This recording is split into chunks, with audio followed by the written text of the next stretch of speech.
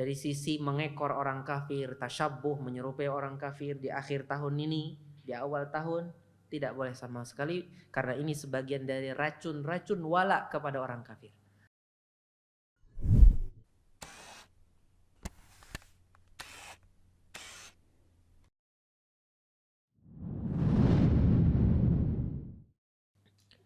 Assalamualaikum warahmatullahi wabarakatuh. Innal hamdalillah nahmaduhu wa nasta'inuhu wa nastaghfiruh wa na'udzu billahi min shururi anfusina wa min sayyiati a'malina. May yahdihillahu fala mudilla lahu wa may yudlilhu fala hadiya lahu. وأشهد أن لا إله إلا الله وحده لا شريك له وأشهد أن محمدا عبده ورسوله صلى الله عليه وعلى آله وأصحابه ومن سار على نهجه إلى يوم الدين وسلم تسليما كثيرا. أما بعد, kaum muslimin dan muslimat jamaah sekalian, a'azzani Allah wa iyyakum. Alhamdulillah, segala puji bagi Allah yang memudahkan kita bermajlis ilmu pada malam hari ini. Di sela-sela antara maghrib dan isya, kita mendekatkan diri kepada Allah dengan mempelajari ilmu agamanya, yang dengannya kita bisa selamat di dunia dan di akhirat. Man salaka tariqan yaltamisu fihi ilman sahhalallahu lahu bihi tariqan ilal jannah. Sebelum kita mulai kajian kita, saya harapkan teman-teman yang ada di sebelah sini mungkin agak mendekat. Mendekat seperti teman-teman sebelah sini. Baik.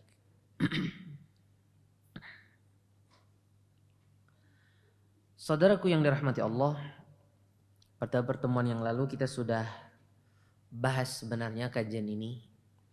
Tapi karena hari ini rasanya tidak semua yang hadir kemarin hadir hari ini, maka kita ulang kembali kajian kita seputar akidah Ahlussunnah wal Jamaah dalam al-wala dan al-bara.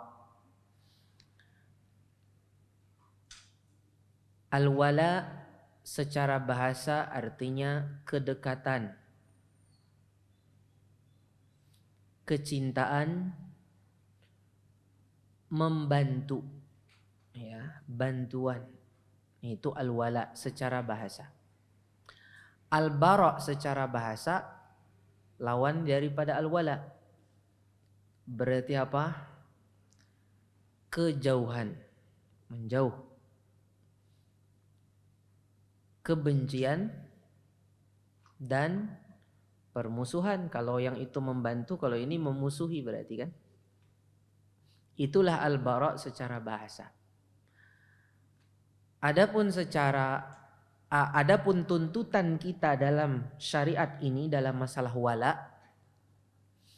adalah mencintai Allah, mencintai Rasulnya Sallallahu Alaihi Wasallam, dan mencintai agama Islam beserta mencintai pengikut-pengikut Islam itu sampai hari kiamat. Kalau umpamanya kita cinta sunnah, cinta juga pengikut sunnah, kan otomatis gitu. Taruhlah umpamanya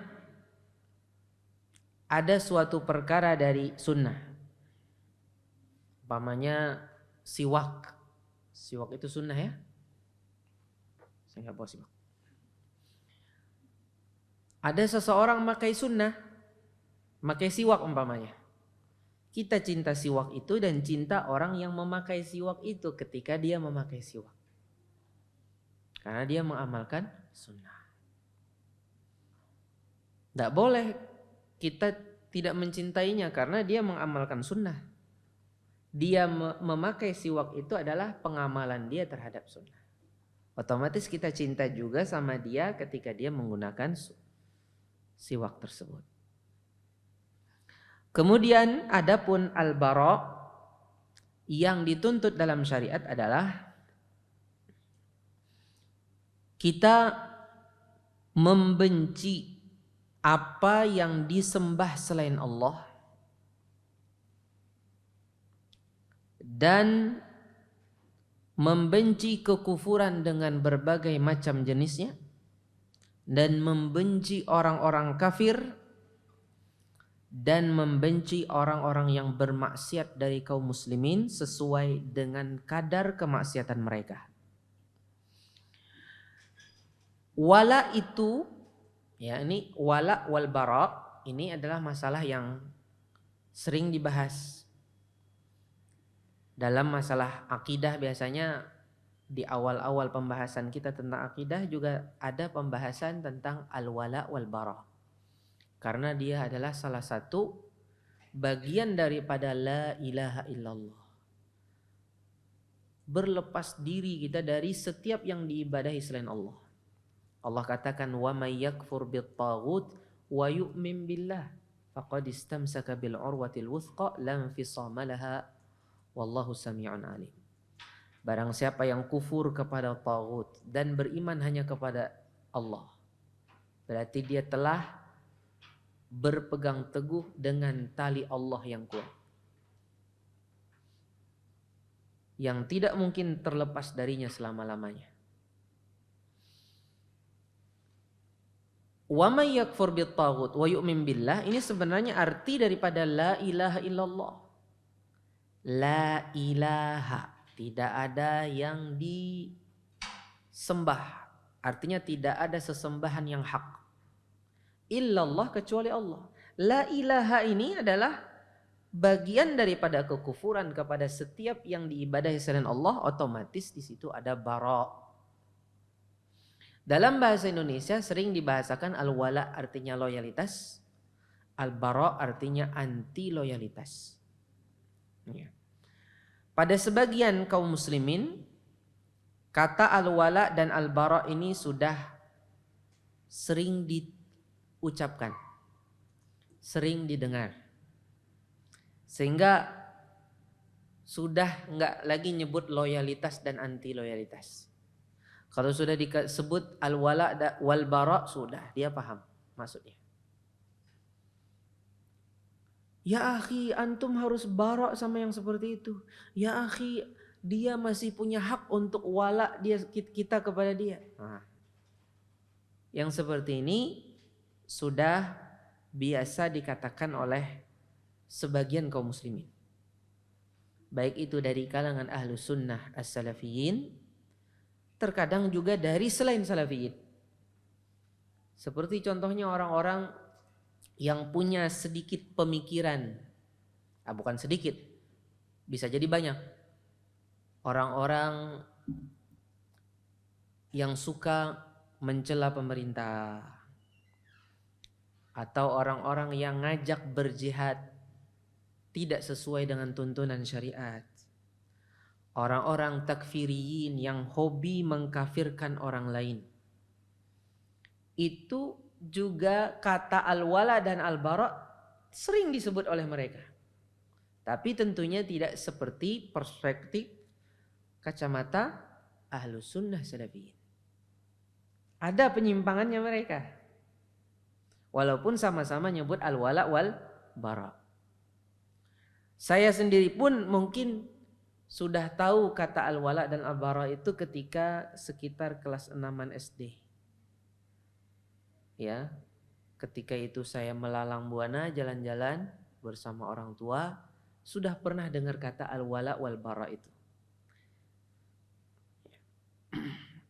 Saudaraku yang dirahmati Allah Subhanahu wa taala, al-wala itu ada dua macam kemarin, di mana al-wala ini, yang dua macam ini, kalau kita melakukannya, itulah wala.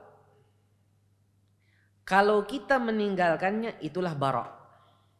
Dua wala ini. Wala yang pertama adalah wala karena agama. Wala loyal karena agama. dengan mencintai, dengan membantu, atau dengan memuji. Nah, ini wala yang pertama. Wala yang pertama ini dia disyariatkan untuk dialamatkan kepada kaum muslimin. Ini wajib, ya, dialamatkan kepada kaum muslimin. Jadi wala yang karena agama ini, loyal karena agama. Adapun apabila dialamatkan kepada orang kafir, maka ini dilarang. Nanti ada perinciannya. Dan ini bisa sampai mengeluarkan seseorang dari Islam kalau sampai wala kepada orang kafir karena agama. Kemudian yang kedua adalah wala bukan karena agama. Loyal sama orang lain bukan karena agama. Dengan mencintai, membantu, atau memujinya. Wala yang seperti ini pada asalnya hukumnya mubah, dialamatkan kepada kaum muslimin. Tapi ada beberapa jenis-jenis, ada beberapa sedikit bentuk-bentuknya dia keluar dari kemubahan. Tapi pada asalnya hukumnya apa? Mubah. Ya, keluar dari mubah itu seperti orang berlebih-lebihan, ya. Nah, ini bisa keluar dari kondisi mubah. Pada asalnya hukumnya cinta kepada muslim bukan karena agama, itu hukumnya mubah. Kemudian hukumnya apabila dialamatkan wala yang bukan karena agama ini kepada orang kafir, maka hukumnya haram. Hukumnya haram. Dan bukan kekufuran, artinya belum mengeluarkan dari Islam. Tapi ada beberapa bentuk daripada wala yang seperti ini, ya, keluar dari keharaman. Yang nanti akan kita bahas. Wala kepada orang kafir bukan karena agama, tapi tidak haram. Kapan itu? Nanti akan kita bahas. Inilah hukum wala, ya. Jadi wala itu apabila meninggalkannya berarti barok. Umpamanya tidak wala kepada kaum muslimin dalam masalah agama berarti barok. Tidak wala kepada orang kafir dalam masalah agama berarti barok. Bagus tuh. Kalau barok dari kaum muslimin dalam masalah agama enggak bagus. Wala kepada kaum muslimin, kepada seorang muslim pada bukan masalah agama. Kalau tidak wala berarti barok. Bukan pada masalah agama. Begitu pula sama orang kafir. Kalau tidak wala berarti barok. Saudaraku yang dirahmati Allah, sebelum kita lebih lanjut membahas ini, perlu kita ketahui bahwasanya di sana ada beberapa hal yang perlu kita keluarkan dulu dari pembahasan al-wala dan al-bara ini. Yaitu apa? Masalah keadilan. Kita ini diperintahkan untuk adil.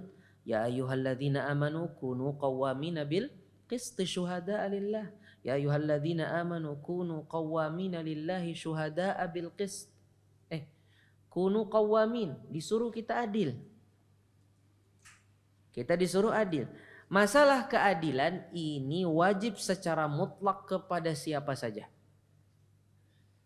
Enggak hanya sama orang muslim, sama orang kafir pun kita perlu adil. Kalau di hadapan kita ada muslim, ada kafir. Yang salah muslim. Yang kafir sedang betul, yang benar, di pihak yang benar. Maka tidak boleh kita salahkan dia.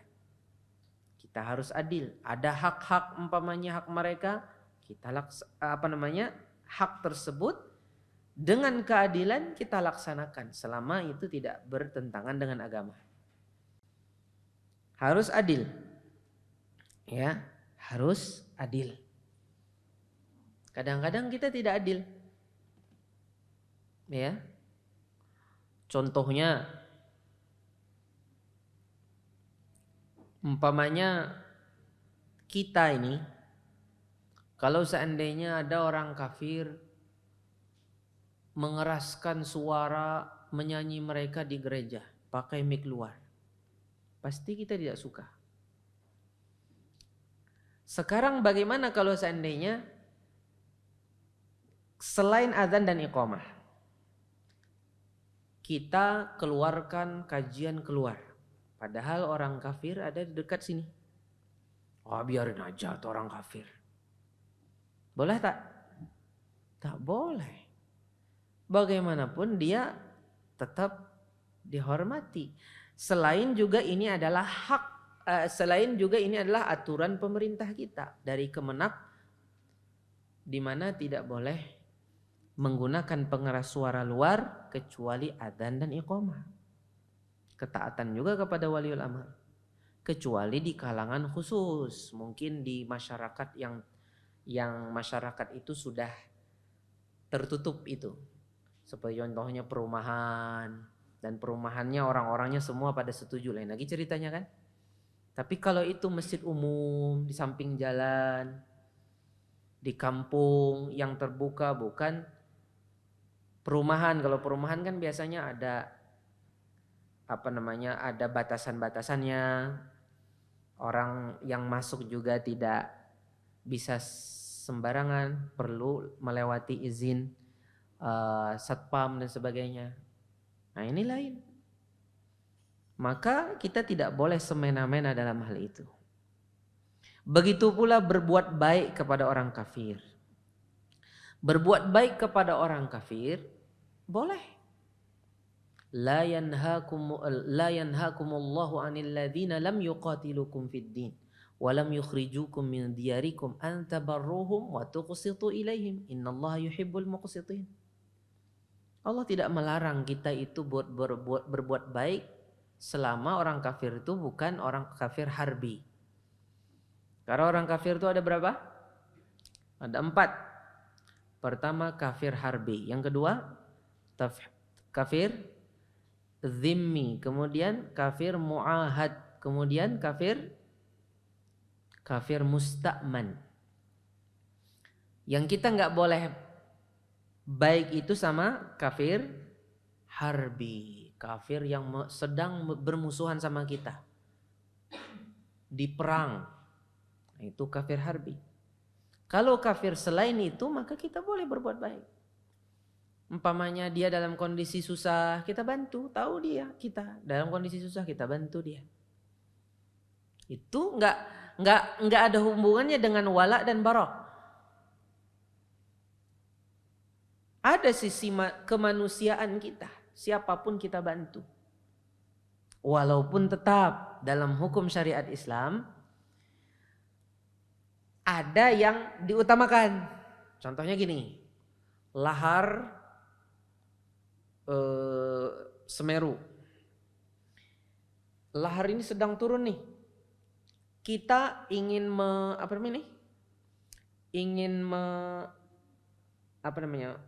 menggendong. Itu ada orang kafir sama orang muslim. Kalau dua-duanya digendong nggak mungkin. Salah satunya harus didahulukan. Habis satu baru yang kedua. Yang kedua tuh nggak tahu bisa kena lahar tuh. Siapa yang didahulukan? Yang muslim. Nanti kalau masih ada kesempatan baru ambil yang kafir itu. Begitu pula dalam madhab Syafi'i dikatakan kalau ada yang kita bantu itu malhuf, ya, orang yang lagi dalam kondisi kesusahan itu, ada 2 muslim, yang satu sholat, yang satu enggak. Kemudian yang ada itu hanya cukup untuk satu, yang dikasih kepada yang sholat, yang enggak sholat enggak dikasih. Karena tersisa hanya untuk satu orang saja lagi. Ada tetap hukumnya, ada itu dalam ilmu fikih. Ini tidak hubungannya dengan masalah akidah. Pembahasan kita adalah pembahasan masalah akidah pada asalnya. Saudaraku yang dirahmati Allah Subhanahu wa taala, jadi dalam masalah berbuat baik, begitu pula dalam masalah transaksi sosial itu boleh. Jual beli, sewa menyewa, sama orang kafir tidak ada masalah. Pada asalnya hukumnya. Karena itu adalah bertukar kemaslahatan.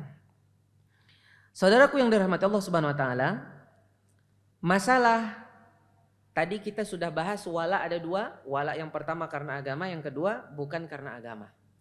Kalau wala pertama yang karena agama kepada orang kafir, ini sering dibahasakan al-wala al-i'tiqadi, wala dalam masalah akidah.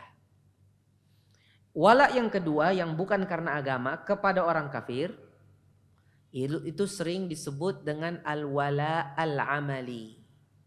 Sama aja kalau sama orang muslim juga disebut kayak gitu kan. Kemudian dalam bahasa lain oleh sebagian ulama juga, al-wala yang pertama yang karena agama itu dibahasakan at-tawalli. Wala yang kedua yang bukan karena agama disebut dengan al-muwalah. Makanya Allah katakan dalam Al-Quran, wa may yatawallahum minkum. Siapa yang mencintai mereka bahkan lebih daripada mencintai. Artinya betul-betul karena agama. Maka sesungguhnya dia dari mereka. Innallaha la yahdil qaumadh dhalimin. Allah tidak memberi petunjuk orang-orang yang berbuat zalim. Kemudian di dalam bahasa lain juga sebagian para ulama ada yang mengatakan wala yang pertama itu dibahasakan al-wala'u al-asli. Adapun wala yang kedua yang bukan karena agama, al-wala at-tabai, wala yang diikut sertakan saja. Yang mengatakan wala pertama tawalli, yang kedua al-muwalah, itu kata mereka muwalah itu lebih umum daripada tawalli. Setiap orang yang muwalah belum tentu tawalli, tapi setiap yang tawalli pasti dia muwalah. Setiap yang tawalli pasti dia muwalah. Kalau dia muwalah belum tentu dia tawalli. Saudaraku yang dirahmati Allah Subhanahu wa taala, tentang masalah ini banyak sekali dalil-dalilnya. Di antaranya Allah Subhanahu wa taala mengatakan di ayat terakhir dari surah Al-Mujadilah, la tajidu qauman yu'minu nabillahi wal yaumil akhir ya yuwadduna man haddallaha wa rasulah walau kanu aba'ahum aw abna'ahum aw ikhwanahum aw ashiratahum. Sesungguhnya engkau tidak mungkin mendapatkan suatu kaum mengakunya beriman kepada Allah dan hari akhir tapi mereka masih mencintai yang menentang Allah dan Rasulnya walaupun mereka adalah ayah-ayah mereka atau anak-anak mereka atau saudara-saudari mereka atau keluarga mereka. Artinya tidak mungkin terkumpul antara keimanan dengan masih wala kepada orang-orang yang menentang Allah dan Rasulnya sallallahu alaihi wasallam. Kemudian saudaraku yang dirahmati Allah, di antara akidah kita juga dalam masalah al-wala wal bara, terkadang al-wala kecintaan dan kebencian yang mana ini adalah bagian dari wala dan bara. Kecintaan dan kebencian kadang-kadang dia terkumpul dalam satu kondisi ditinjau dari sisi yang berbeda. Dia laksana seperti obat. Obat itu kan pil umpamanya.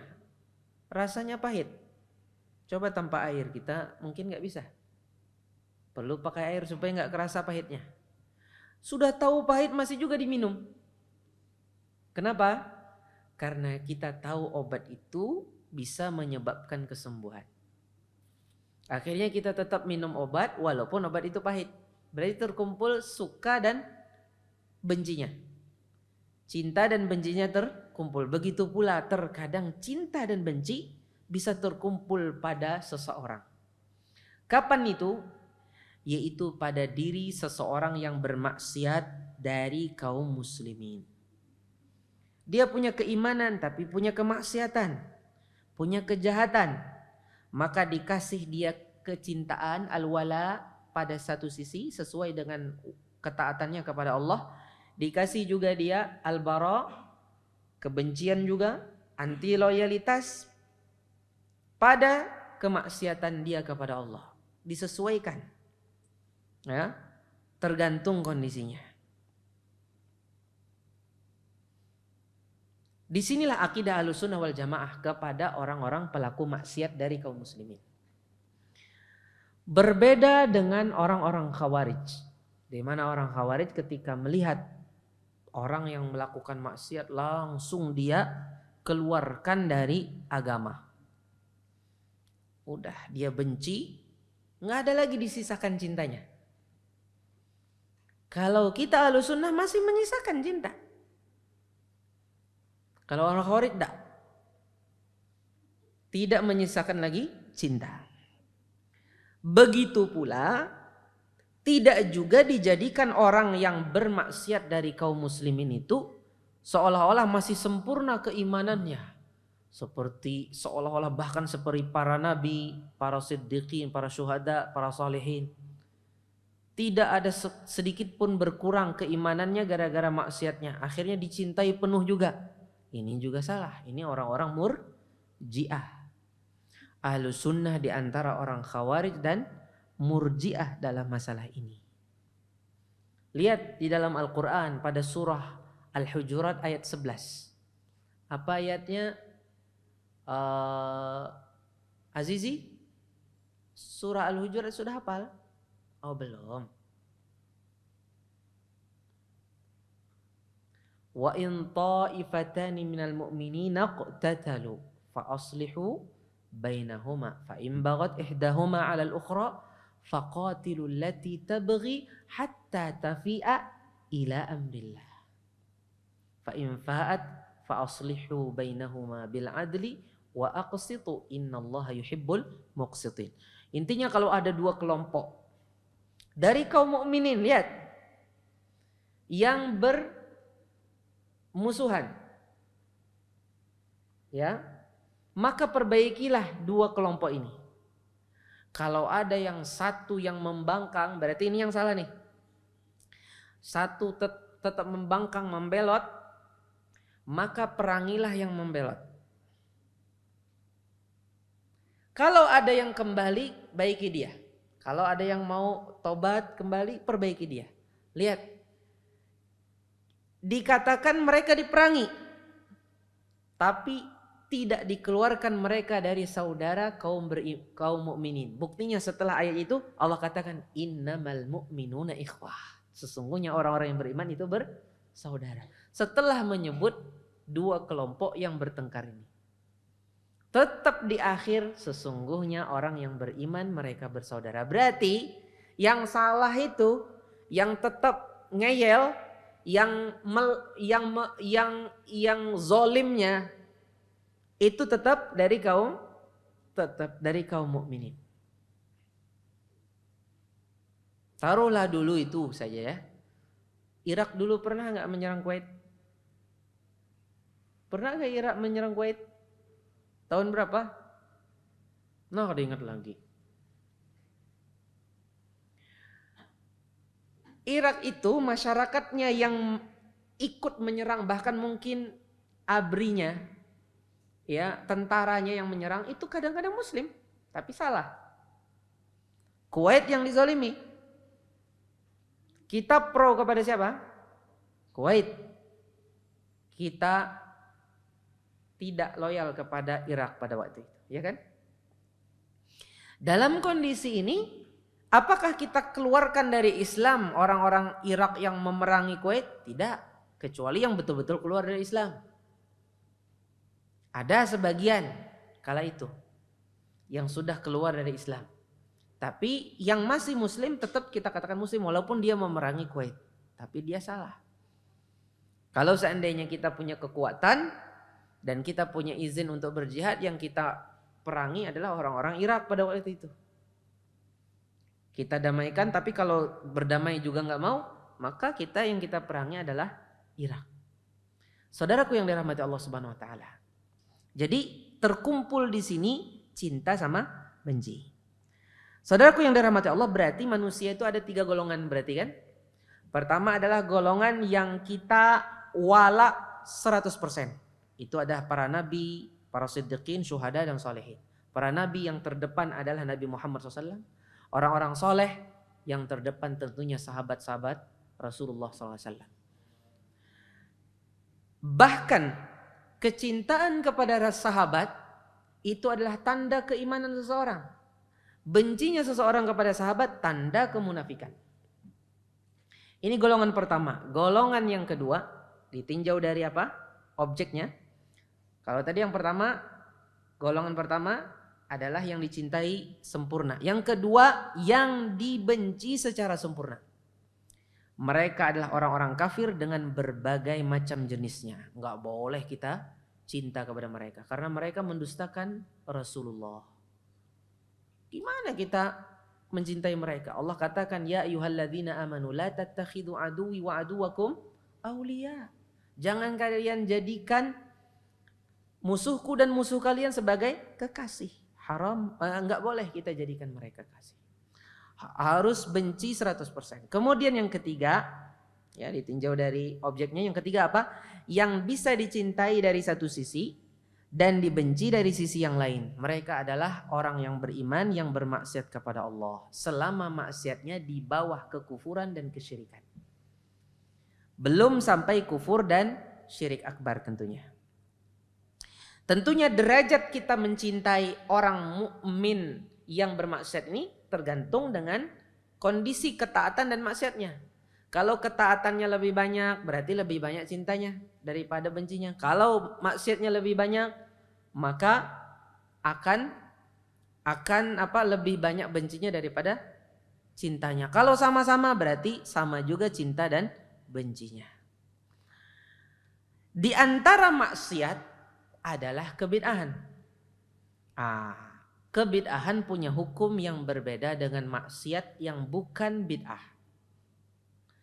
Di mana pelaku bid'ah ini kita perlu barok pada dia lebih daripada barok kita kepada orang yang bermaksiat yang non bid'ah. Kenapa? Karena bid'ah adalah jenis yang levelnya lebih tinggi daripada maksiat yang bukan bid'ah. Sehingga baroknya kita kepada pelaku bid'ah lebih besar daripada yang pelaku maksiat non bid'ah. Karena bid'ah itu pelakunya merasa dia salah. Adapun pelaku maksiat dia merasa bersalah, adapun pelaku kebid'ahan dia merasa benar. Allah katakan di dalam Al-Qur'an, ya, qul hal unabbi'ukum bil akhsarina a'mala alladzina dhalla sa'yuhum fil hayatid dunya wa hum yahsabuna annahum yuhsinuna sun'a. Mereka ngerasa benar. Aku ini memuliakan Nabi nih. Aku ini dalam kondisi memuliakan Rasulullah, menghormati Rasulullah, kata dia. Padahal dia dalam kondisi menghina Rasulullah sebenarnya. Ya, seolah-olah yang dibawa Rasulullah itu kurang, makanya dia perlu tambah-tambahkan. Saudaraku yang dirahmati Allah Subhanahu wa taala, tentang golongan yang ketiga ini dulu kita bahas, yaitu golongan yang ketiga ini kita sempurnakan sedikit baru kita akan. Golongan yang ketiga ini yang kita seimbangkan ya, karena mereka ahli maksiat dari kaum muslimin. Bagaimana sikap kita kepada mereka? Pertama, sikap kita dari sisi hati dulu. Apa yang kita atur di hati kita kepada pelaku maksiat dari kaum muslimin. Pertama dari sisi hati. Kalau seandainya pelaku maksiat ini lebih banyak maksiatnya daripada ketaatan, tentunya lebih banyak bencinya. Kalau lebih banyak taatnya, tentunya lebih banyak lebih banyak mencintainya daripada benci. Lihat, kalau lebih banyak maksiat, lebih banyak taatnya daripada maksiatnya, kita lebih banyak bencinya, lebih banyak cintanya.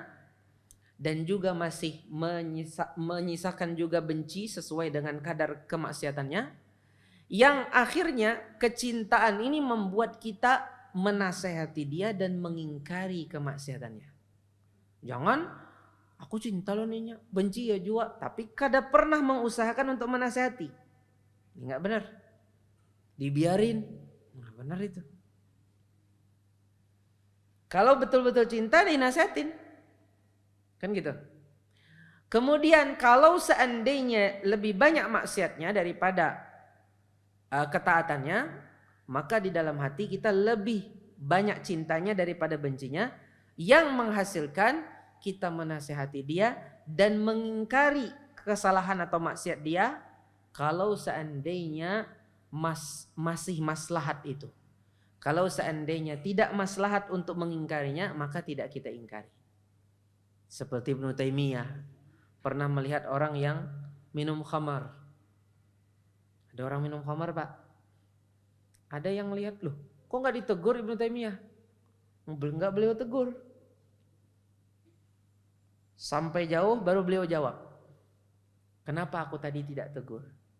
Karena kalau aku tegur, mereka dalam kondisi sadar akan memperkosa wanita-wanita yang ada di sana. Mana lebih madaratnya lebih besar?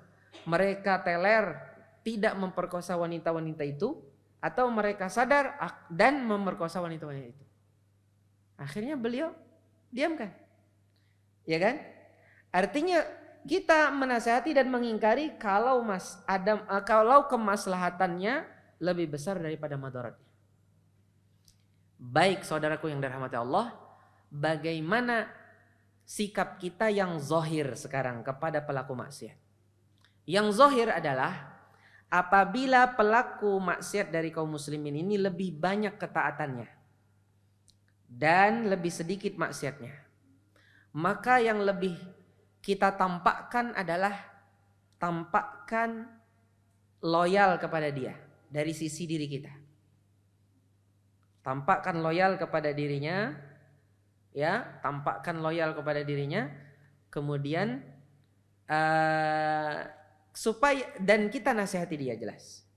Adapun kepada orang bermaksiat yang dia lebih banyak maksiatnya, yang kita tampakkan adalah lebih kita tampakkan bencinya kita kepada dia. Kita tidak tampakkan wajah kita yang baik kepada dia dan sebagainya, ya kan? Kemudian setelah itu apa? Kita tidak tampakkan wajah yang baik kepada dia supaya dia sadar. Supaya dia sadar. Kecuali kalau maslahatnya tidak baik apabila kita tampakkan itu. Ya, umpamanya dia orangnya jahat. Kalau kita tampakkan itu malah dia tambah jahat lagi. Maka berarti kita bermujamalah dengan dia. Dan ini pernah Rasulullah SAW praktekkan. Ada seorang laki-laki yang tidak bagus di keluarganya berkunjung kepada Rasulullah SAW. Sebelumnya Rasulullah pernah cerita ke Aisyah tentang orang ini. Tiba-tiba dia berkunjung, Rasulullah SAW baik di hadapan dia. Aisyah bingung, kok baik? Kata Rasulullah SAW, apakah tidak boleh kita berbasa-basi dengan seseorang? Ini boleh saudaraku yang dirahmati Allah. Nah sekarang bagaimana pelaku ahli bid'ah, pelaku kebid'ahan? Pelaku bid'ah tentunya apabila kita, sekarang sikap kita kepada pelaku bid'ah, kalau masalah hati sama saja seperti yang kita lakukan kepada ahli maksiat, walaupun kadarnya bisa lebih banyak karena jenis kebid'ahan lebih parah daripada maksiat yang non bid'ah. Kalau dari sisi Kalau dari sisi zahir, maka kepada pelaku ahli bid'ah ini yang dilihat bukan maslahat. Kalau yang maksiat kan dilihat maslahat kan? Kalau yang dilihat adalah kekuatan. Kalau kita punya kekuatan, kita ini dalam kondisi kuat, umpamanya ahlu sunnah mayoritas kuat, didukung pemerintah dan sebagainya, diturun aparat, maka yang kita lakukan adalah lebih baik memperlihatkan anti loyalitas kepada dia. Dengan wajah kita tidak tidak menyukai dia, kita tampakkan tidak menyukai dia. Ini kalau kita dalam kondisi kuat. Taruhlah kita dalam kondisi lemah, tapi kita masih ada yang di bawah kita. Seperti kita orang tua daripada anak kita. Anak kita melakukan kebid'ahan. Kita kan kuat kan? Maka ayah ketika melihat hal itu, maka ayahnya bisa mempraktekkan ini. Iya kan? Tapi beda. Kalau ayahnya yang menggawe bid'ah, anak masih diongkosi abahnya. Kayak apa itu? Masa saya sekarang harus nggak boleh bermuka baik sama ayah saya? Kan berisiin duit kita. Ini tidak benar. Kalau dalam kondisi lemah, maka kita perlihatkan wajah yang baik karena kita dalam kondisi lemah. Dalam kondisi lemah, maka seperti Rasulullah SAW ketika di Mekah dulu. Itu syirik lagi. Kalau ini kan bid'ah. Maka kita perlihatkan dalam kondisi baik, tapi tetap dijaga hati kebenciannya karena Allah. Benci dia karena dia melanggar agama. Dia melakukan kebid'ahan. Jadi benci tetap dijaga, cinta juga tetap ada. Bukan berarti ketika kita tahu nih pelaku bid'ah, habis itu sudah benci 100%. Tidak benar. Dan ini sering terjadi pada sebagian orang-orang yang baru-baru semangat nuntut ilmu.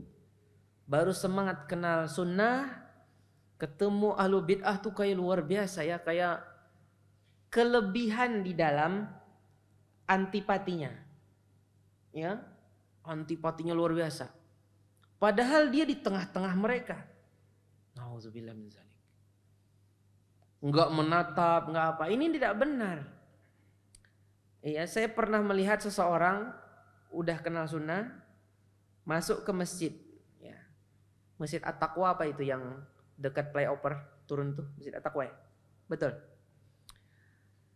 Dulu itu sekitar 10 tahun yang silam lah. Saya tahu orang ini. Masuk dia. Langsung sampai tiang, langsung takbir. Enggak sempat berdiam sejenak lah dulu menenangkan diri baru takbir kan, ini langsung. Enggak lihat kanan kiri, enggak salam ke orang. Langsung pas sholat ketika orang iqomah langsung dia masuk aja. Enggak lihat-lihat kanan kiri, enggak. Artinya ini sudah waktunya kita merapikan shaf. Enggak ngelihat kanan kiri. Udah seolah-olah dunia milik dia sendiri ya. Artinya enggak perlu aku ramah sama orang sekitar, enggak perlu. Ini juga enggak benar. Kita masih ada kasih sayangnya kepada pelaku bid'ah itu. Yang membuat kita ramah di waktunya. Membuat kita memperlihatkan kebencian di waktunya juga. Kecintaan itu masih ada. Bukan hanya benci. Makanya oleh karena itu pelaku kebid'ahan, kalau dia sampai dia adalah penyerunya bid'ah. Dia penyeru bid'ah. Tetap dia ada bagian cinta kita kepada dia. Makanya dahulu generasi salaf, kalau ada pelaku kebid'ahan yang meninggal, mereka nggak ikut nyolatin. Nggak memperlihatkan istighfar, Allahumma arhamhu atau innalillahi wa inna ilaihi raji'un rahimahullah, enggak. Mereka diam, nggak ikut keluar nyolatin. Sampai kapan? Di situ saja. Kalau sampai di rumah, doain tuh. Ya Allah, ampuni dosa dia ya Allah, rahmati dia ya Allah. Terangi kubur dia ya Allah. Kalau di rumah doain, tapi kalau di luar enggak. Ada orang yang nyebut rahimahullah, Allahumma firlahu warhamhu, dia diam aja. Karena ini pelaku bid'ah yang mendakwahkan kebid'ahan. Tentunya pelaku bid'ah ada bertingkat-tingkat, ada penyeru, ada pelaku bid'ah yang ikut-ikutan. Yang ikut-ikutan itu tentunya beda tingkatannya. Barok kita dengan yang penyeru. Kalau penyeru itu betul-betul dia ngajakin orang ke bid'ah, kemudian diterangin kebenaran, tetap aja dia ngeyel. Bahkan dia menentang sunnah. Ya. Kalau yang ikut-ikutan, ya ini pang dilajari guru sudah. Jelas berbeda barok kita kepada yang pengikut, yang ikut-ikutan, yang membeo saja sama yang betul-betul mengkaji kebid'ahan itu untuk menguatkan dasar dia dalam kebid'ahan. Beda. Taib, saudaraku yang dirahmati Allah Subhanahu wa taala, kita dengarkan azan dan insyaallah akan kita sempurnakan setelah azan. Barakallahu fikum. Saudaraku yang beriman, ya saudaraku seiman, a'azzani Allah wa iyyakum. Tadi sudah kita bahas satu golongan yang kita bagi antara cinta dan benci kepada mereka. Betul? Mereka adalah orang yang bermaksiat dari kaum mukminin. Sebagaimana kita bedakan antara yang melakukan maksiat dengan yang melakukan kebid'ahan. Beda. Ya, bagaimana sikapnya. Karena itu adalah dua jenis yang berbeda. Dua jenis yang berbeda. Tapi ingat, walaupun satu jenis lebih tinggi levelnya dari jenis yang lain, bagian dari jenis itu belum tentu lebih kecil daripada bagian jenis yang lebih tinggi. Contohnya nih, umpamanya kita menghukumi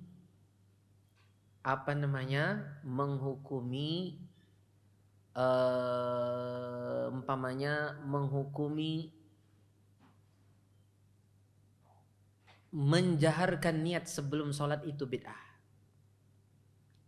Bid'ah itu kan tinggi tuh, lebih tinggi daripada maksiat. Apakah itu lebih parah daripada berzina? Tidak bisa kita katakan seperti itu.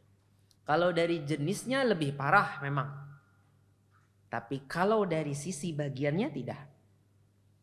Karena sebagaimana dosa besar bertingkat-tingkat, dosa-dosa itu bertingkat-tingkat, begitu pula kebid'ahan juga bertingkat-tingkat. Walaupun dari segi jenis lebih parah. Jadi artinya mereknya sudah jelek banget sudah. Dibanding daripada merek maksiat. Dari sisi mereknya. Tapi kalau dari sisi intinya belum tentu. Artinya namanya tuh sudah jelek banget. Namanya bid'ah itu daripada maksiat. Tapi untuk individu-individu di dalamnya, bagian-bagiannya belum tentu sebagian daripada kebid'ahan itu lebih parah daripada sebagian dari maksiat. Saudaraku yang dirahmati Allah Subhanahu wa taala, kalau tadi kita sudah bahas tentang masalah 3 golongan ya yang menjadi objek wala dan bara ini.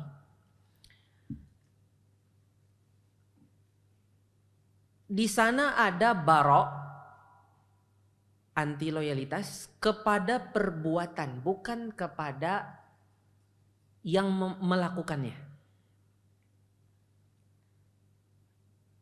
Ini salah satu sikap dalam masalah akidah wala wal bara. Ada sebagian kasus yang mana kita barok pada perbuatannya tapi tidak barok dari pelakunya. Kapan itu? Yaitu ketika pelakunya itu tujuannya sebenarnya baik dan berusaha untuk kebaikan tapi nyata salah. Bukan mencari kejelekan, bukan nyari-nyari bid'ah, enggak. Dia itu udah nyari yang baik tapi tersalah dia. Sudah berijtihad. Ini kita berlepas diri dari perbuatannya tapi tidak dari orangnya. Contohnya kita tahu sudah dia ini ustadz, dia berusaha untuk benar, tapi akhirnya ketika dia istihadnya salah. Kita katakan saya berlepas diri, saya barok dari apa yang beliau katakan, tapi saya tidak berlepas diri dari sidin. Seperti itu Pak. Dan ini Rasulullah SAW pernah praktekkan ketika Khalid bin Walid pernah salah beristihad pada suatu peperangan, tawanan yang semestinya diambil darinya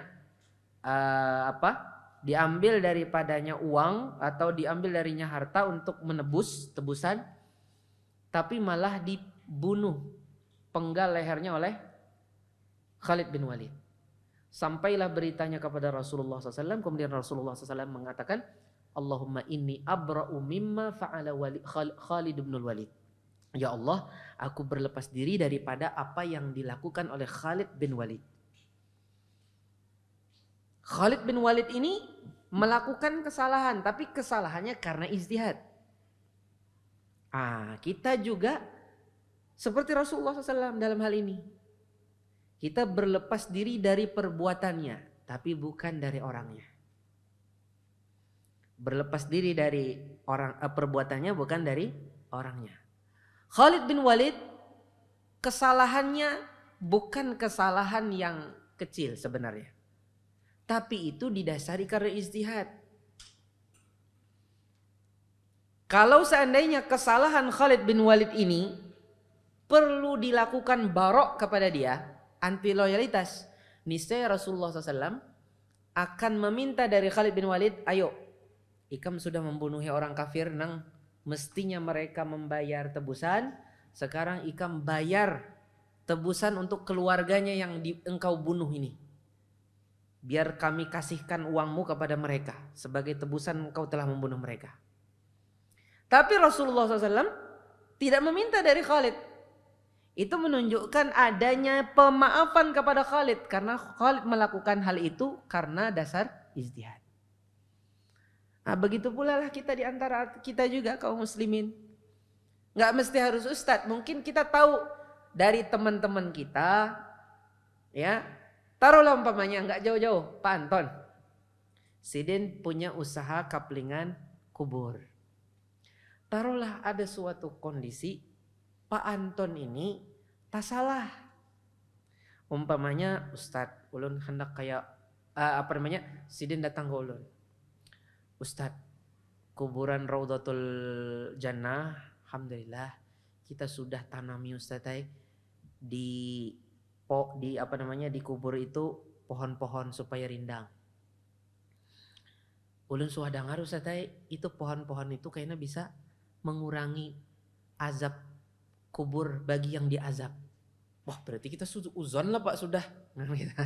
Belum kita kada tahu yang gaib, berarti kita suuzon kalau naruh itu kan gitu. Ternyata apa yang dipahami Pak Anton itu adalah syubhat, tidak benar itu. Yang benar, kuburan itu tempat kita mengingat kematian, harus dikosongkan dari pohon-pohon itu. Tapi Sidin dapat dari manakah Sidin dan belum cross check sebelumnya. Sidin lakukan itu. Ya. Umpamanya ada ngomong dengan seseorang bukan dengan ulun. Sampailah berita itu ke ulun, maka ulun katakan ulun berlepas diri dari perbuatan Pak Anton. Disampailah ke Pak Anton. Hanyar Sidin, ada apa ini? Sidin bertakun ulun, ada apa Ustaz? Salahkah ulun melakukan ini? Ujar Sidin. Ujar ulun, salah Pak. Nah, pertama kenapa ulun menyikapi ulun berlepas diri dari perbuatan Pak Anton? Karena ulun tahu Pak Anton itu setahu ulun garis lurus Sidin mencari kebenaran. Sampai Sidin salah ini pasti salah karena ijtihad. Artinya ada suatu informasi yang Sidin kurang teliti menerimanya, menceknya lagi, belum sempat banyak bertanya, akhirnya jatuhlah kepada kesalahan. Itu contohnya malah. Nah, untuk prakteknya. Baik. Saudaraku yang dirahmati Allah Subhanahu wa taala, dalam masalah yang terakhir ini ada dua kelompok yang salah. Ada yang berlebih-lebihan, ada yang kurang-kurangan. Yang berlebih-lebihan adalah sebagian dari orang-orang dari kaum muslimin. Khususnya di zaman sekarang ini hizbiyin, harakiyin. Para pengikut kelompok-kelompok sempalan, ya, pergerakan-pergerakan, ya. Neo Mu'tazilah, Neo Khawarij yang suka demo dan sebagainya itu sukanya ngumpul-ngumpulin orang. Jamek. Kumpulin aja supaya kita banyak. Padahal dia sudah tahu yang dia kumpulin tuh pelaku kesalahan. Nggak usahlah sampai kesyirikan, bid'ah sudah. Ketika ditanya kenapa kamu seperti itu, kamu dekat sama dia. Saya berlepas diri dari perbuatannya. Tapi saya tidak berlepas diri dari dia. Dia kan muslim masih. Saya berlepas diri dari perbuatannya. Betul nggak sikap ini? Enggak betul. Kita sudah tahu itu orangnya kecenderungannya ke bid'ah, bukan kecenderungannya ke sunnah. kecenderungannya dia sudah bid'ah dan suka nyari-nyari bid'ah. Kalau disebut sunnah, tauhid, dia malah nggak suka dia. Kemudian kamu mengatakan saya berlepas diri dari perbuatannya, tidak berlepas diri dari orangnya. Nggak benar dipakai ini kaidah ini. Karena kita sudah tahu kecenderungan dia, loyalnya dia tuh kemana arahnya. Nggak benar kamu lakukan seperti ini. Yang kita lakukan tadi kepada ahlus sunnah nang tak salah. Atau ada lagi yang kelebihan. Yang ketika ada seseorang salah dalam masalah ijtihad, nggak mesti harus sampai jatuh kepada bid'ah, tapi ada salah dalam masalah ijtihad saja, dia langsung tahdzir, dia sebarluaskan, kemudian dia langsung isolir, dia tidak sapa, dia jauhi, betul-betul berlepas diri, udah dia tinggal. Nah ini juga tidak benar. Dan kelompok yang salah dalam masalah ini adalah Al-Haddadiyah. Ada kelompok namanya Al-Haddadiyah. Kelompok Al-Haddadiyah ini mereka adalah kalau ketemu orang melakukan bid'ah, padahal pelaku bid'ah itu dia tidak sengaja melakukan itu. Bukan pelaku bid'ah dari ahli bid'ah, tapi orang yang benar tapi pas salah, langsung dia keluarkan dia dari ahlu sunnah. Padahal tidak benar. Dia dinasihati, ada cintanya, bisa jadi dia beristihad salah dia. Nah adapun Haddadiyah tidak, sedikit saja bid'ah langsung dikeluarkan dari ahlus sunnah. Saudaraku yang dirahmati Allah Subhanahu wa taala, walaupun kita tahu kebid'ahan juga bertingkat-tingkat. Ada bid'ah yang berhubungan dengan berhubungan dengan masalah prinsip dalam agama, ada yang bukan dalam masalah prinsip dalam agama. Saudaraku yang dirahmati Allah Subhanahu wa taala, kemudian di antara yang perlu kita pahami juga dalam masalah ini, ya. Jadi hal ini harus betul-betul kita dalami betul-betul. Kembali kita kepada masalah wala yang masalah i'tiqadi. Wala yang bisa menyebabkan kekufuran. Wala itu kan tadi artinya loyal. Yang terkandung dalam loyal itu biasanya kecintaan atau membantu atau memuji. Betul? Baik. Apakah setiap wala itu harus ada cintanya? Jawabannya, namanya wala itu biasanya ada cinta. Wala sama orang kafir biasanya ada cintanya. Tapi tidak mesti ada cinta. Kalau dia sudah wala, loyal kepada orang kafir dalam masalah agama, walaupun tidak cinta, dia sudah jatuh kepada kekufuran. Karena dia wala kepada orang kafir karena agama. Pamannya nih orang kafirnya nih Nasrani. Orangnya rajin ke gereja. Aku katujuinya. Masya Allah. Rajin ke gereja. Suka. Itu cinta. Atau gini, saya loyal sama dia. Loyal. Tapi gak cinta. Loyal saja sama dia. Kalau cinta enggak. Contohnya apa? Mungkin bantu-bantu ya. Ada Natalan, bantu-bantu ngangkatin mejanya, kursi-kursinya. Kemudian mungkin perlu pasang tenda, dia bantu-bantu juga. Cinta enggak? Enggak cinta. Ini wala yang kufri juga. Walaupun enggak cinta.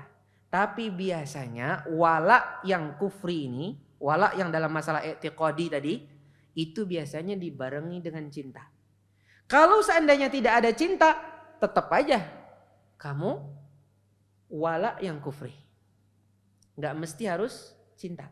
Tapi biasanya dibarengi dengan cinta. Jarang gak ada cinta. Contohnya memuji orang kafir karena agamanya. Kenapa sampai memuji? Aku gak cinta. Biasanya karena cinta. Kalau taruhlah umpamanya gak ada cinta, tetap saja memujimu itu bisa mengeluarkan engkau dari Islam. Gak boleh kita. Gak boleh kita memuji mereka yang mereka lakukan ini Ya orang kafir mereka tahun baru pada perayaan tahun baru agama mereka, ya. Mereka mengadakan ini, bagus ini. Padahal itu kan hubungannya dengan agama mereka, tahun barunya, tahunnya kan tahun Nasrani. Ya kan? Bukan tahun Hijri. Tahun Nasrani namanya.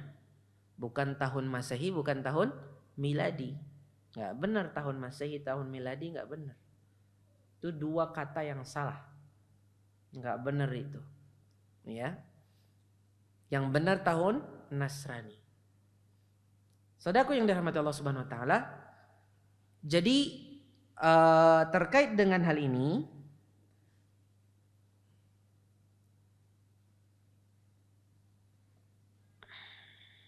jadi wala yang kufri. Tadi kita sampai mana pembahasan?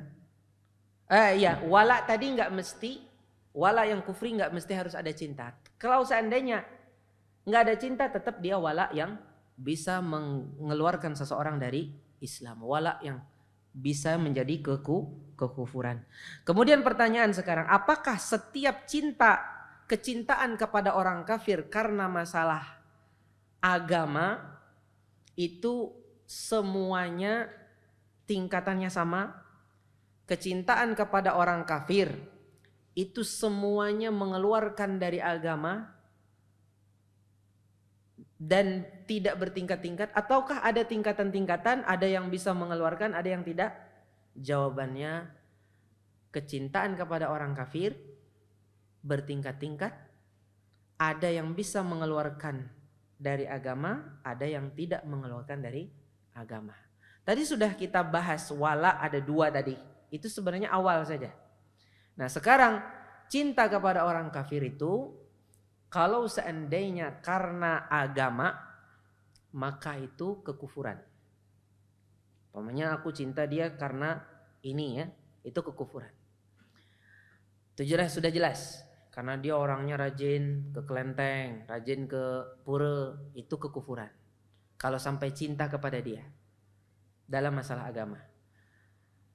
Kemudian sekarang bagaimana kalau kita cinta kepada dia dalam masalah duniawi? Kemarin sudah kita bahas pada pertanyaan. Jawabannya, kalau dalam masalah duniawi, maka hukumnya haram dan dosa besar. Seperti contohnya, kita punya langganan, umpamanya material, ya Pak ya. Material kita tuh orang kafir, ngasih diskon sama kita besar-besaran. Akhirnya kita senang, baik nih, koh ini sama kita umpamanya. Dia baik sama kita umpamanya. Akhirnya apa? Kita pun wala kepada dia karena duniawi. Ada kepentingan duniawi, ya kan? Keuntungan duniawi dengan dia. Ini hukumnya haram dan dosa besar. Enggak boleh. Berarti gimana Ustadz? Masih beli gak saya dari situ? Jawabannya, kalau seandainya bisa mempertahankan kebencian di hati, tidak cinta sama dia, silahkan beli. Tapi kalau tidak bisa mempertahankan, beli di lain. Terus gimana dong Ustaz? Bisakah itu kita kondisikan? Ya bisa aja. Kita umpamanya punya anak, la qadarullah, semoga tidak terjadi. Anak kita kafir. Pas dia sakit, masih mengobatin gak? Masih ngobatin. Tapi kita masih benci sama dia kan? Nah inilah juga kita sama dia, ambil yang dari dia, tapi kita benci sama dia.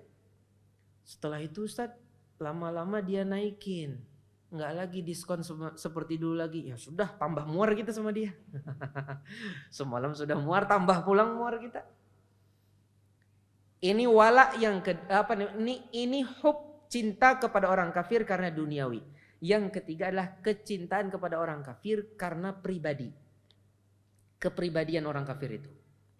Kalau karena kepribadian ada dua. Kalau kepribadiannya karena kepribadian yang haram, maka otomatis cinta sama orang kafir karena kepribadian yang haram itu juga haram. Contohnya orang kafir ini apa? Dia umpamanya seorang penyanyi. Tahu kita menyanyi itu haram. Karena dia penyanyi, kita suka dengan dia seorang penyanyi terkenal. Maka berarti loyal itu jelas haram. Ya kan? Kemudian bagaimana kalau pada perkara yang mubah? Pada perkara kepribadian bukan duniawi, yang mubah, bukan yang haram. Taruhlah umpamanya orang kafir itu dia pinter komputer, Bill Gates umpamanya kan. Bill Gates tuh hebat komputer bukan? Betul. Canggih, aku suka Bill Gates tuh. Canggih komputernya umpamanya kan, ahli komputer, ahli. Ya paling ahli lah kata orang itu kan. Suka karena sesuatu yang mubah. Kan komputer kan mubah saja kan. Apa hukumnya? Hukumnya juga haram. Tidak boleh. Walaupun pada perkara kepribadian yang mubah. Kenapa? Karena ini bisa membawa kepada cinta-cinta yang lebih besar daripada itu. Awalnya dari situ dulu. Lama-lama mulailah enggak terlalu menggubris lagi kalau ada salib-salib. Dulu nonton bola masih benci tuh kalau ada pemain selebrasi gini, masih benci dia. Atau pakai kalung salib, masih benci dia. Ngapain kayak gini? Langsung dia tutup televisinya kan. Nah, sekarang apa?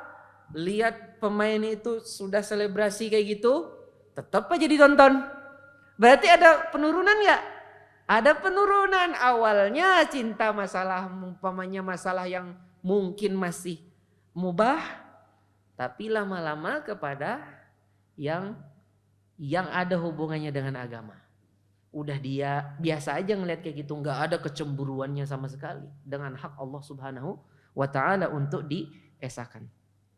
Saudaraku yang dirahmati Allah Subhanahu wa taala, sekarang ada masalah yang lain lagi. Apakah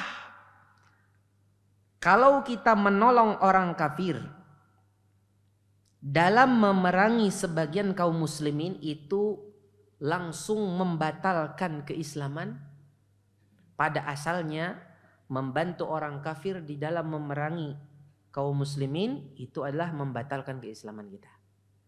Tapi kalau seandainya kondisinya berbeda, ada dua kaum muslimin yang berperang, yang satu benar, yang satu tertindas.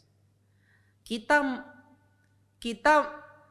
melerai nggak bisa, membela yang tertindas nggak bisa juga. Akhirnya kita minta bantuan sama orang kafir untuk membantu yang tertindas. Maka ini hukumnya boleh dan tidak mengeluarkan dari Islam. Seperti kondisi dulu ketika Irak menyerang Kuwait. Arab Saudi meminta bantuan dari mana? Dari Amerika. Ini tidak mengeluarkan dari Islam. Bahkan itu sesuai dengan kaedah-kaedah syariat Islam. Untuk menjaga menjaga hak-hak yang terzolimi, ya, dan untuk melawan orang-orang yang menzolimi walaupun itu saudara kita kaum muslimin. Tidak dikafirkan itu, malah yang kita minta bantuan itu malah kita kafirkan. Amerikanya kita kafirkan, ini yang kita perangi walaupun sampai akhirnya membunuh, ya kan? Itu tetap saudara kita gitu kan? Kita bunuh itu tetap saudara kita. Ini yang kita suruh dia melawan ini tetap dia orang kafir. Tapi bagaimana lagi kondisinya memang harus seperti itu kita. Kalau tidak apa? Yang muslim ini tambah tertindas, kan gitu. Bisa dipahami saudaraku yang dirahmati Allah, berarti tidak semua membantu orang kafir dalam melawan sebagian kaum muslimin, tidak semuanya mengeluarkan dari Islam. Kemudian saudaraku yang dirahmati Allah Subhanahu wa taala juga yang perlu kita bahas juga adalah bagaimana kalau kita berada dalam kondisi tertindas. Contohnya kita minoritas di sebagian negara-negara non-muslim, di sebagian negara-negara kafir. Bagaimana, apakah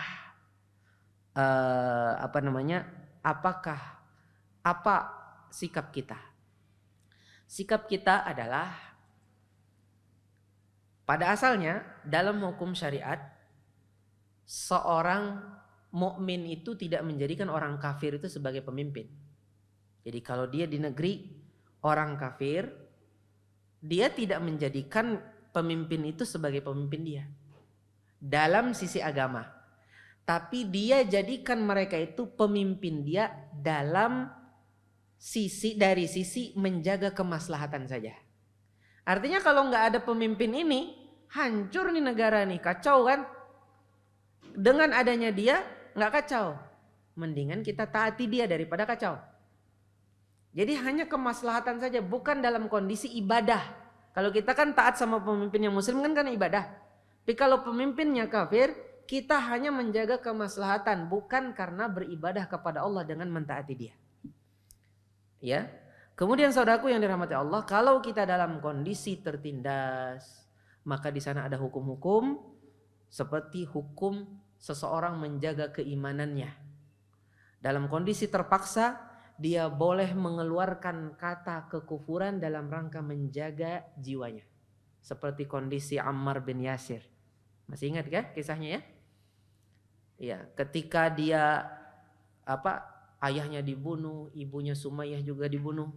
Dia sempat ketika disuruh untuk mengatakan kata-kata kekufuran, akhirnya dia keluarkan kata-kata itu. Tapi di hatinya tetap dia jaga tauhidnya. Nah, inilah kondisi kita apabila kita dalam kondisi minoritas yang kita dalam kondisi tertindas. Ya, sebagaimana orang kafir pun juga mereka ada hukumnya bagi kita kan? Kafir tadi ada 3 kan yang bukan harbi. Kafir apa? Zimmi. Zimmi itu adalah orang kafir di negeri kaum muslimin. Di negeri yang mayoritas kaum muslimin. Yang kedua adalah kafir mu'ahad. Kafir mu'ahad itu adalah muslim, ya, dia tinggal di daerah yang orang-orang di situ adalah orang-orang kafir mayoritasnya. Dia minoritas. Maka kafir di situ yang dia aman dengan mereka, tidak dalam kondisi bertengkar, tidak dalam kondisi perang, itu namanya kafir mu'ahad. Yang terakhir apa? Kafir musta'man. Kafir musta'man itu adalah orang kafir yang dapat izin masuk ke negeri kaum muslimin. Seperti dengan visa, ya. Mereka datang dalam kondisi mendapatkan izin datang.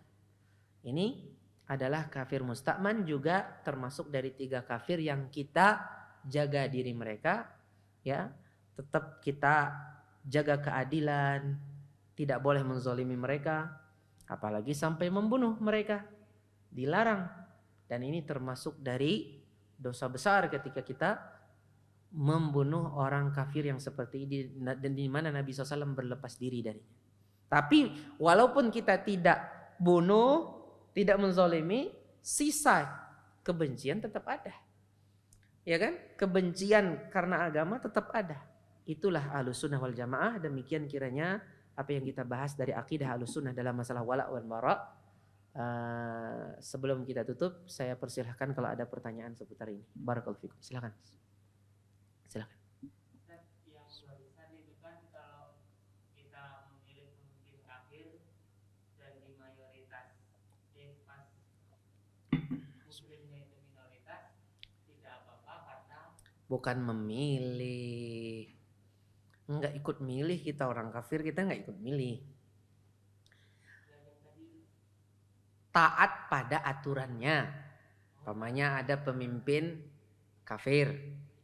Ya. Dia punya aturan-aturan.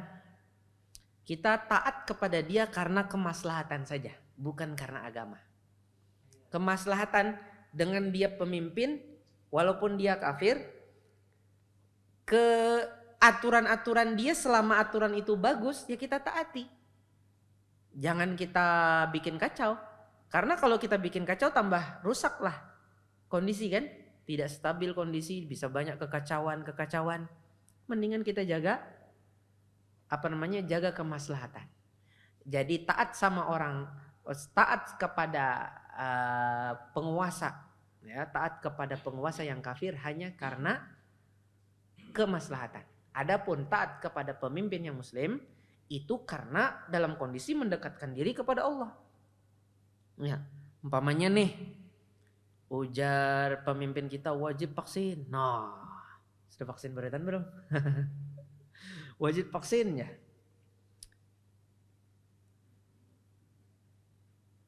Aku kada perlu bervaksin. Padahal sudah diwajibkan oleh pemimpin kita kan gitu. Nah, ini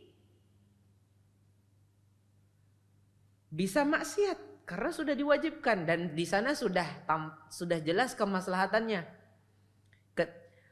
Kemaslahatannya itu sudah jelas. Ketika diperintahkan wajib, diperintahkan harus berarti jadi wajib bagi kita.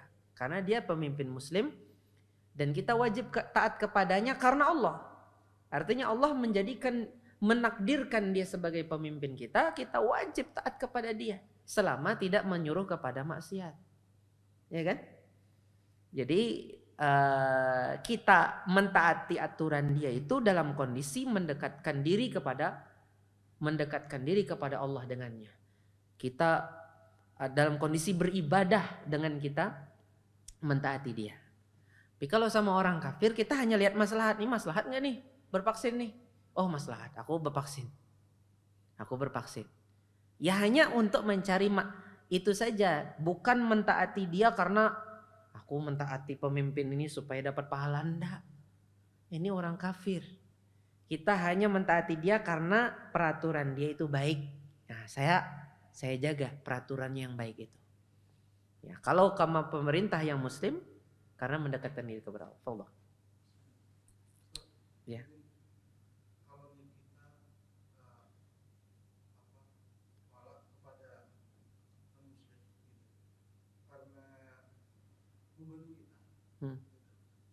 Jadi kita ingin doakan dia untuk dapat hidayah itu boleh kan tadi haram ya. Apanya? Karena dunia contoh membantu pekerjaan kita. Tapi dia kafir.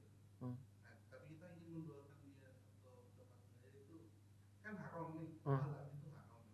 Mendoakan itu boleh. Mendoakan orang kafir supaya dapat hidayah. Oh ya. Mendoakan orang kafir supaya dapat hidayah. Mendoakan orang kafir supaya dapat hidayah itu pada asalnya hukumnya boleh selama pertama dia hidup ya. Kalau mati tidak boleh didoakan kebaikan lagi. Kalau orang kafir sudah meninggal tidak boleh lagi didoakan kebaikan. Semoga dia diampuni dosanya kan tidak boleh. Tapi kalau dia kafir belum meninggal, boleh didoakan dia untuk dapat hidayah. Boleh didoakan dia untuk dapat hidayah. Boleh. Bukan cuman hidayah saja. Boleh juga dia kita doakan kebaikan duniawi. Boleh itu. Umpamanya ini orang kafir mudahan ikam sugih. Boleh saja. Kan itu duniawi. Tapi nggak boleh apa? Mudahan ikam diampuni dosa. Nggak boleh. Mudahan ikam dapat pahala, ya nggak boleh. Karena mereka nggak dapat pahala dan tidak akan diampuni dosa mereka. Tapi orang kafir bisa mendapatkan kebaikan dari Allah karena kebaikan mereka di dunia, bukan di akhirat. Seperti contohnya orang kafir, dia umpamanya di orang kafir ini dia membuatkan selokan di kampung kita. Terlepas itu dari apakah ada modus di belakangnya itu wallahu a'lam. Hati-hati loh, sekarang ini semakin kuat dan gencar kristenisasi, Pak. Semakin kuat. Ya. Semakin kuat sekarang ini. Macam-macam. Sampai ada di sebagian daerah kita ini di Kalimantan Selatan. Apa tuh jasa nyedot WC sapi tank? Sudah sedikit, kalaupun ada itu lumayan bayarnya. Ternyata ada yang menggratiskan. Dia nggak digaji sama sekali loh dari gerejanya nggak. Dia ada misi di balik itu. dia sedot di bagian daerah Kalimantan Selatan yang ke arah-arah tempat Ustadz Wiji ini. Ya, ke daerah-daerah menuju ke tempat beliau. Arah sana lah. Dia sedot. Orang kan seneng. Sama ini nggak bayar. Lama-lama mulailah ada orang masuk agama dia, deket dulu, lama-lama dibantu dari situ. Jadi intinya orang kafir boleh didoakan dapat hidayah. Boleh didoakan dapat hidayah ketika kita melihat memang orang kafir itu masih layak didoakan untuk dapat hidayah. Tapi kalau orang kafirnya sudah memusuhi kita dengan permusuhan yang sangat, maka yang lebih pantas adalah didoakan kecelakaan pada dia. Didoakan supaya dibinasakan segera oleh Allah. Sebagai contohnya orang Yahudi kemarin mereka menyerang Masjidil Aqsa. Bukan doakan mudahan mereka dapat hidayah, bukan. Kondisinya mereka sedang menyerang. Doakan hancurkan ya Allah juga. Perlihatkan keajaibanmu, perlihatkan kekuasaanmu. Perlihatkan keperkasaanmu ya Allah. Hancurkan mereka ya Allah. Artinya itu bukan momentumnya untuk mendoakan hidayah orang Yahudi. Tapi kalau pian pas lagi damai, Yahudi bahutang lawan pian atau pian bahutang lawan inya, mudahan nih kamu dapat hidayah. Ya boleh itu. Iya. Ada kondisional ya dalam masalah itu, ya kan? Dalam masalah kita bersikap kepada orang kafir, wallahu alam. Jadi tadi sedikit saya tambahkan, kalau itu wala tadi sama orang kafir, ada tertinggal yang ketiga lagi. Satu-satunya wala orang kafir yang hukumnya tidak haram, tidak juga kekufuran. Apa itu? Wala yang bersifat fitrah, seperti ayah kepada anak, anak kepada ayah. Bahkan dibolehkan dalam syariat Islam apa? Menikah seorang laki-laki muslim dengan wanita dari ahli kitab, Yahudi atau Nasrani, sampai detik ini. Tetap hukumnya sama. Ada sebagian memandang udah berbeda Ustadz. Itu kan ketika kitab mereka belum disimpang. Enggak, jawabannya pendapat mayoritas ulama dan jumhur sama hukumnya, masih boleh. Ya. Masih boleh. Tapi walaupun boleh bukan dianjurkan, ya. Masih banyak akhwat-akhwat muslimah yang belum menikah dan sebagainya. Mungkin yang sudah menikah juga pengen menikah lagi kan. Jadi intinya walaupun ini dibolehkan bukan dianjurkan. Kalau dianjurkan banyak orang hendak cari yang Ustaz, nang Yahudi Ustaz, nang matanya biru Ustaz. Allahu Akbar. Mun biru kayak kucing jadinya. Jadi intinya saudaraku yang dirahmati Allah Subhanahu wa taala, ini tidak benar ya. Coba kita lihat saja sebagian orang yang menikah, orang tuanya muslim, ayahnya ibunya Nasrani, ya seperti Jamal Mirdad. Gimana anak-anaknya? Bahkan ada anak-anaknya yang Nasrani juga. Kalaupun nggak ada yang Nasrani, ibunya nggak bisa ngajarin sholat, nggak bisa ngajarin ngaji, dia orang kafir. Kayak Ahmad Dhani, ya kan? Ibunya Yahudi, keturunan Yahudi asli. Maksudnya Yahudi yang di sana, Yahudi yang menyerobot tanah kaum muslimin, tanah Palestina. Ibunya masih memegangi agama Yahudi. Apakah dia ngajarin Ahmad Dhani baca Al-Quran? Boro-boro Ahmad Dhani kalaupun bisa baca Al-Quran paling sama guru ngaji kan. Inilah. Jadi cinta fitrah ini boleh. Cinta fitrah. Dia tidak ada hubungannya dengan agama itu. Cinta karena ini keturunanku, karena ini ayahku. Cinta yang menyebabkan masih perhatian sama anak pada hal-hal yang perlu diperhatikan. Tapi gak ada hubungannya dengan masalah agama. Wallahu ta'ala alam. Silakan Mas. Wafiq warakallah. Gimana kan misalnya ada kalimat-kalimat kayak tadi, jadi si fulan ini baik ya, kalau bayar tepat waktu, kalau janji selalu tepat, padahal dia kafir. Sedangkan kawan yang satu ini sudah kadang nggak tepat janji, bayar juga enggak. Gimana kalau seperti itu? Yang satunya muslim. Iya. Masya Allah. Perbandingan seperti itu boleh. Dan itu wajar. Boleh saja. Boleh saja. Tapi enggak menyebabkan kita wala terhadap yang kafir itu. Wala karena duniawi. Nah, kalau saya juga kebetulan pernah punya pengalaman di situ sedikit. Iya, sekitar tahun 2008 sampai 2009 pernah sedikit ada usaha bahan baku rotan dikirim ke Jawa ketika itu. Kontainer dalam 1 bulan 2 kali gitu ya. Itu kebetulan yang pengumpul itu ada 2. Yang non muslim, Dayak non muslim, yang satunya Dayak muslim. Qadarullah yang muslim ini yang nipu. Tidak sedikit lah intinya.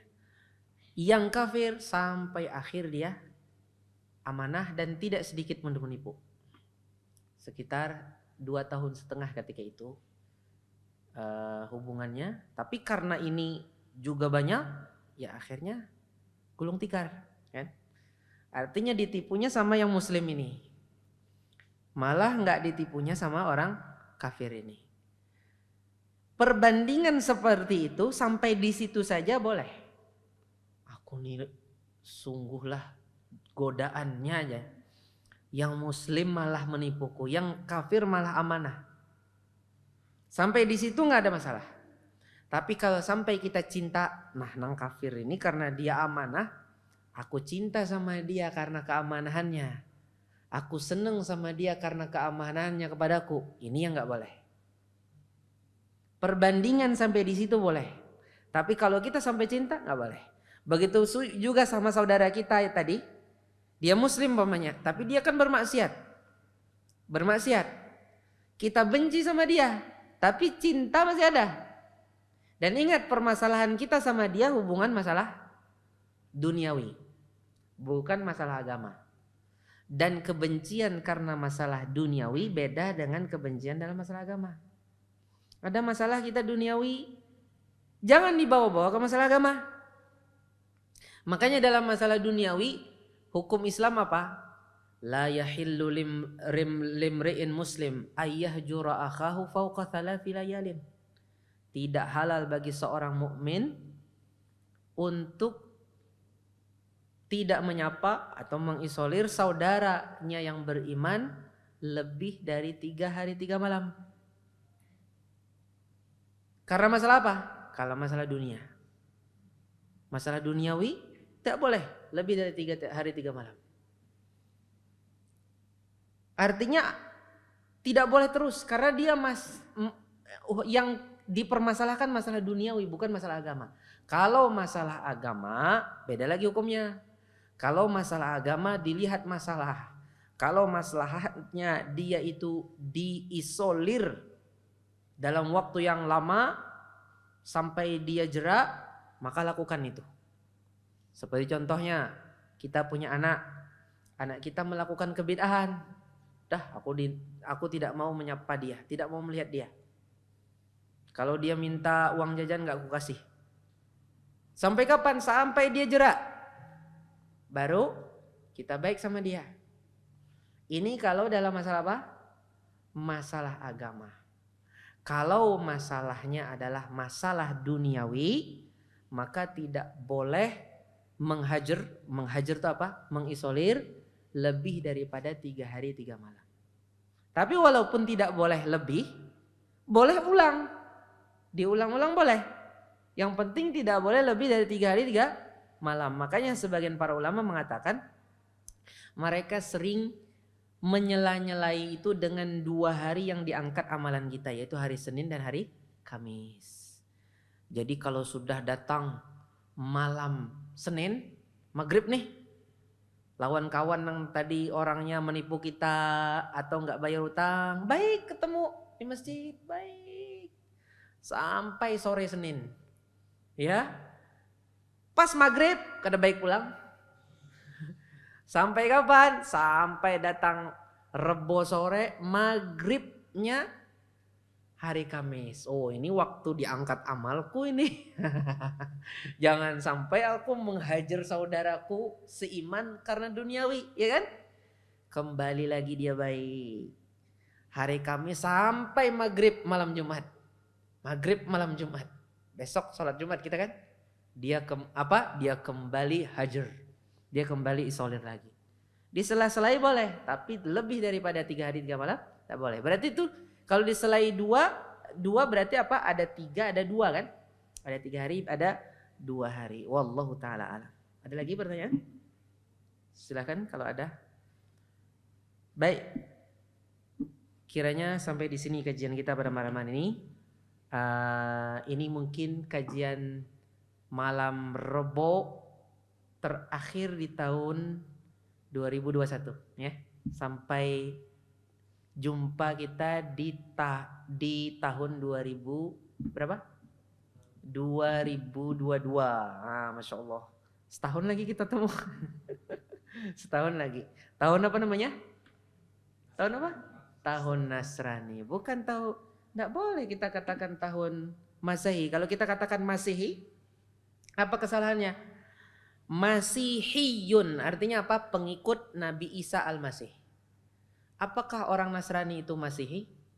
Mereka bukan pengikut Nabi Isa. Mereka itu menyimpang dari ajaran Nabi Isa. Berarti kita sama saja mengatakan ini tahunnya orang yang mengikuti Nabi Isa. Kalau artinya Masihi. Tapi kalau artinya adalah tahun Masihiyah, sanah Masihiyah. Artinya tahun lahirnya Nabi Isa Al-Masih. Ini tambah parah lagi. Sama dengan miladiyah, kelahiran. Kelahiran siapa? Kelahiran Nabi Isa.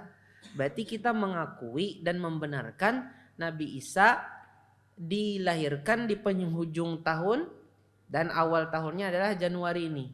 Berarti kita mengimani itu dan ini bertentangan dengan akidah kita. Pertama di Al-Quran disebutkan wa huzzi ilaiki bijid'in nakhlati tusaqit alaiki rutaban janiyah. Wahai Maryam, goyanglah dari bawah tuh pohon korma nih, saya akan jatuh rutab, korma muda untuk engkau makan dalam kondisi hamil berat itu. Ya enggak? Yang diyakini orang Nasrani, Nabi Isa lahir tanggal berapa? Bulan apa? Bulan Desember. Bulan Desember ini musim apa di luar sana? Di Timur Tengah musim apa? Musim dingin apa musim panas? Musim dingin. Kalau kurma muda, rutab itu tumbuh di Timur Tengah kapan? Musim panas atau musim dingin? Musim panas. Ini sudah bertentangan dengan akidah kita. Di dalam Al-Quran disebutkan. Itu dari sisi akidah, dari tafsir dari Al-Quranul Karim. Sekarang dari sisi histori lagi, sejarah pulang. Tahu kadah pian. Dulu tahun yang disebut Masehi atau Miladi ini, tahun ini beracuan kepada bulan, bukan matahari. Dulu acuannya bulan. Dan dulu jumlah bulannya hanya 10. Tidak ada Januari dan Februari, nggak ada. Hanya 10. Ya, dari Maret tuh sampai Desember tuh. Jadi cuma 10 bulan satu tahun, 10 bulan, bukan 12 bulan. Akhirnya kacaulah penghitungan mereka. Penghitungan mereka kacau. Ya kan? Kemudian setelah itu mereka berubah karena terus ada perombakan, kemudian belum lagi peperangan di tengah mereka. Imperator ini, kemudian Romawi lagi, bermacam-macam, pecah-pecah lagi kan. Zamannya ini, zamannya itu, terus dirombak-rombak sampai akhirnya mereka beracuan kepada matahari. Setelah beracuan kepada matahari, mereka ubah menjadi 12 bulan. Dan itu pun di awal-awal banyak juga ketidaksinkronannya dengan alam. Ternyata banyak juga yang tidak tepat dari perputaran matahari. Sampai-sampai 1 abad itu masih selisih 25 hari. 1 abad tuh masih selisih berapa? 25 hari, kurang 25 hari. 1 abad sudah padahal 25 hari masih tersisa. 25 hari. Allahu Akbar. Tidak sedikit, 1 abad selisih 25 hari. Enggak pas hitungannya.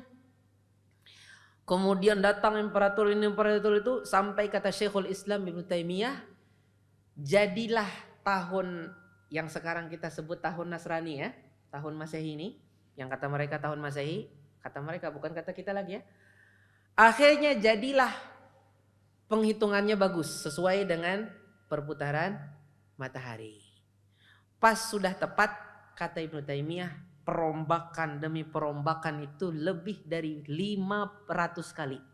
Lebih dari 500 kali perombakan. Sampai mereka bujur itu. Lebih dari 500 kali. Tidak sedikit itu. Allahu Akbar. Jadi kita tidak boleh mengatakan hal itu. Dan kita betul-betul berlepas diri dari setiap kekufuran. Dari sisi mengekor orang kafir, tasyabbuh, menyerupai orang kafir di akhir tahun ini, di awal tahun, tidak boleh sama sekali, karena ini sebagian dari racun-racun wala kepada orang kafir. Barakallahu fikum, semoga ini bermanfaat bagi kita. Salah dan khilaf mohon dimaafkan. Subhanakallahumma bihamdika asyhadu an la ilaha illa anta astaghfiruka wa atubu ilaik. Terima kasih. Jazakumullahu khairan wa barakallahu fikum. Video ini dibuat atas partisipasi dari donasi Anda. Semoga menjadi amal jariah bagi Anda semuanya.